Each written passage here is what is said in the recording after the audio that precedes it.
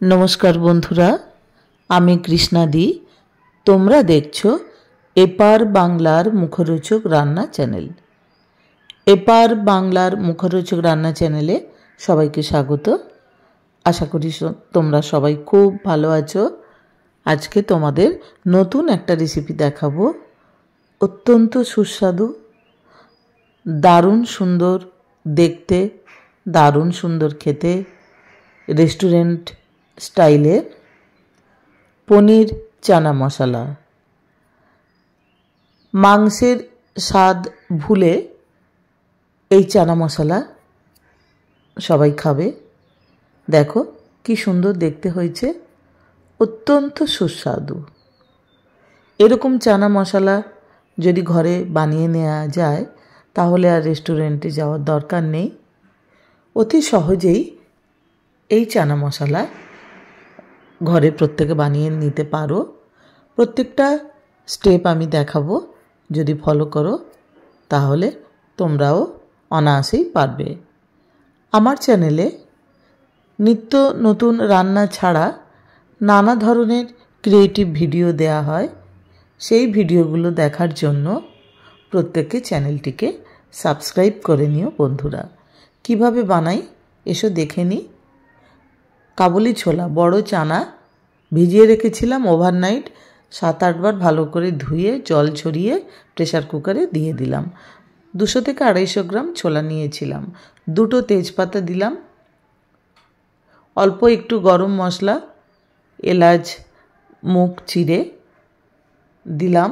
1 glass দিচ্ছি Darjeeling টিয়ের liquor, আরও 1 glass জল অ্যাড করব। ভালো করে মিশ্রণটা ঘেঁটে নিয়ে ছোলার পরিমাণ মতো নুন মেশাবো। মিশিয়ে ঢাকনা এঁটে 7-8টা সিটি দেব ডান দিকের ছোট গ্যাস ওভেনে বসিয়ে। ছোলা সেদ্ধ হয়ে গেছে। অল্প তেলে নুন হলুদ মিশিয়ে টুকরো করে কেটে রাখা আলু ভেজে নিয়েছি। তার সঙ্গে জল ছেঁকে ছোলাগুলো আলুর সঙ্গে বেশ খানিকক্ষণ নাড়াচাড়া করে কষিয়ে নিচ্ছি।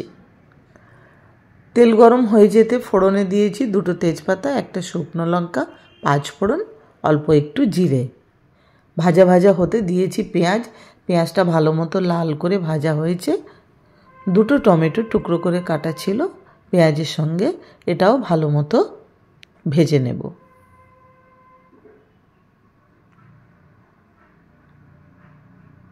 এই রান্নাটা খুব তাড়াতাড়ি হয়ে যায় আর মাংসের থেকেও খেতে ভালো হয়। মাংসের স্বাদকে হার মানাবে। হামানদিস্তায় বাটা রসুন,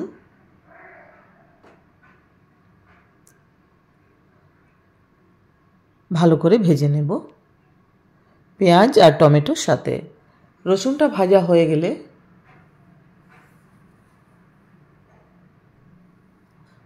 আদা বাটা মিশিয়ে দিলাম। গ্যাসের ফ্লেম মিডিয়াম করা আছে। আদা রসুন ভাজার সময় কিছুতেই আমি গ্যাস হাই করি না।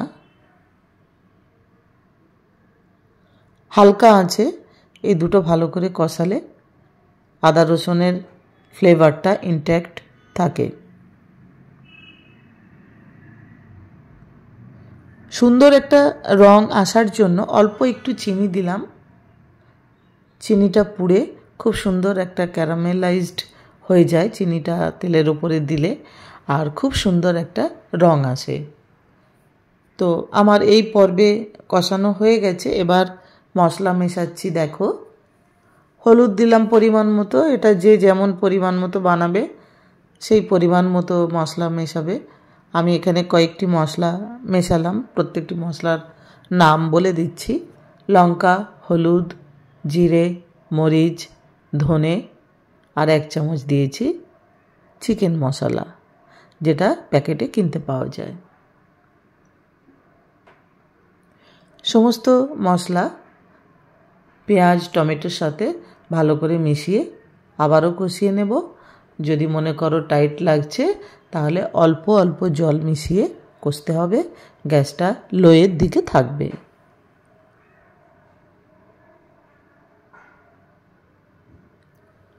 অলরেডি খুব সুন্দর কালার চলে এসেছে।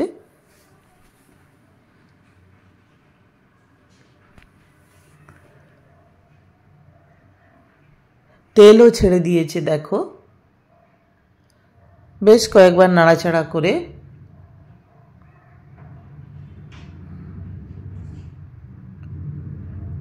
মূল উপকরণ দুটি মেশাবো।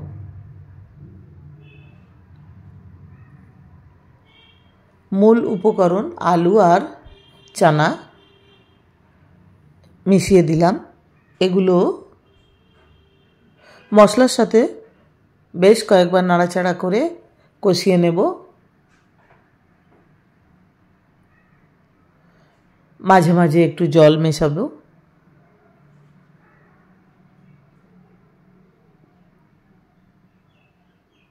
মিডিয়াম ফ্লেমে গ্যাস রাখা আছে, কারণ সমস্ত মশলা আমার কষানো হয়ে গিয়েছিল, তেলও ছেড়ে দিয়েছিল। গ্যাস কিছুতেই হাই করে রাখবো না। শুধু আলু আর ছোলা কষাবার জন্য মাঝে মাঝে জল অ্যাড করে মশলাতে যাতে খুব সুন্দর মিশে যায় আলু ও ছোলার সাথে, সেই জন্য মাঝে মাঝে একটু জল অ্যাড করে কষিয়ে নেবে। এই পর্বে লক্ষ্য রাখতে হবে কিছুতেই যেন মশলাটা কড়াইতে পুড়ে না যায় বা গায়ে লেগে না যায়।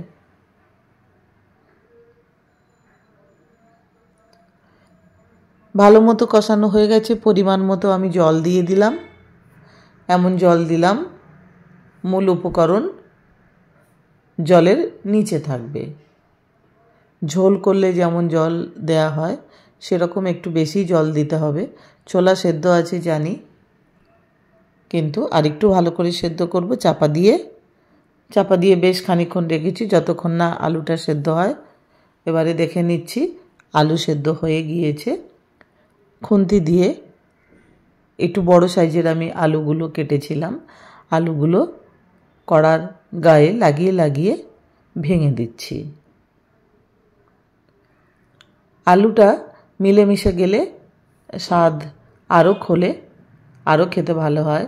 আলুটা ওরকম ভাসমান থাকলে চানাটা খেতে ভালো লাগে না। তো আলুটা বেশ খানিকটা খুন্তির সাহায্যে ভেঙে দেওয়ার পরে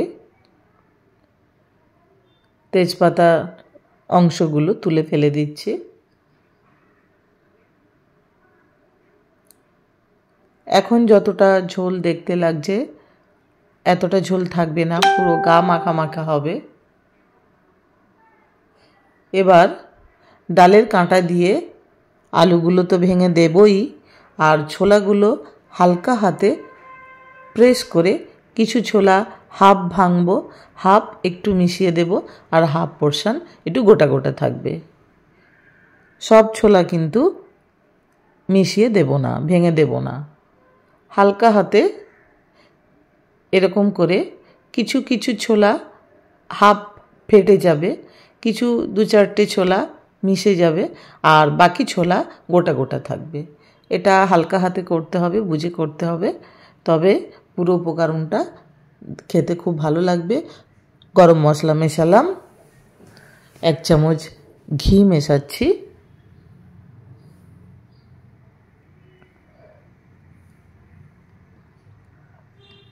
ঘি গরম মশলা একদম শেষের পর্বে পৌঁছে গেছি, সেই পর্বে মেশালাম। এবার বেশ খানিকক্ষণ ফুটতে দিলেই আমার রেস্টুরেন্ট স্টাইলে পনির চানা মশলা একদম রেডি হয়ে যাবে। শুধু বাকি নুন হলুদ দিয়ে পনিরের টুকরো আগে থেকে ভেজে রেখেছিলাম, সেই পনিরগুলো এই পর্বে মিশিয়ে দিচ্ছি।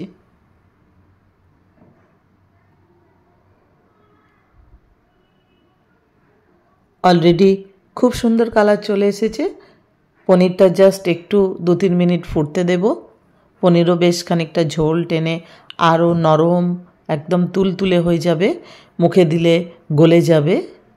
তো দেখো বন্ধুরা কি সুন্দর দেখতে হয়েছে। কিছুক্ষণ ফুটতে দিলেই আমার তৈরি হয়ে যাবে পনির চানা মশলা। মাংসের থেকেও অত্যন্ত সুস্বাদু, মাংসের স্বাদকে হার মানাবে এই পনির চানা মশলা।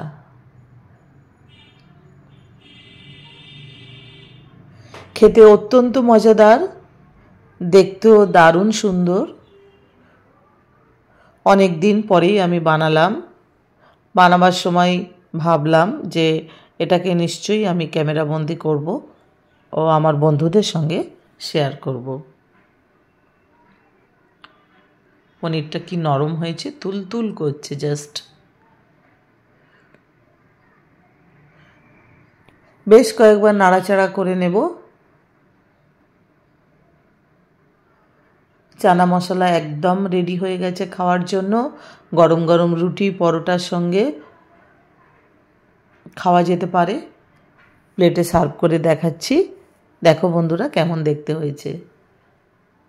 কালারটা দেখো অসাধারণ হয়েছে। আমি যে লিকারটা মেশালাম সেদ্ধ করার সময়, তার ফলে কি হয়, ছোলার যে একটা সাদা সাদা ভাব থাকে সেই সাদা ভাবটা কেটে যায়। সেই জন্য আমি চায়ের লিকারটা মেশালাম। দেখো সেই সাদাটে ভাব আর নেই। একদম রেস্টুরেন্ট স্টাইলের চানা মশলা, যেমন দেখতে তেমন খেতে, রূপে সুন্দরী, স্বাদে অতুলনীয়। আমার চ্যানেলে নিত্য নতুন রান্না ও নানা ধরনের ক্রিয়েটিভ ভিডিও দেখার জন্য বন্ধুরা চ্যানেলটিকে সাবস্ক্রাইব করে নেওয়ার জন্য অনুরোধ রইল। চ্যানেল সাবস্ক্রাইব করতে কোনো টাকা লাগে না, শুধু লাগে একটুখানি ভালোবাসা। আর আমি মনে করি সেই ভালোবাসা আমার বন্ধুদের আছে। তো আমার সঙ্গে আমার হাজার হাজার বন্ধুরা আছো, তাদের সঙ্গে আমিও আছি।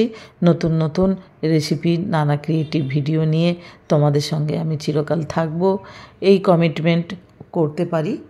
তো আজকে একটা অসাধারণ অভূতপূর্ব রেসিপি তোমাদের দেখালাম। আশা করি তোমাদের সবার প্রত্যেকের খুব খুব ভালো লাগবে।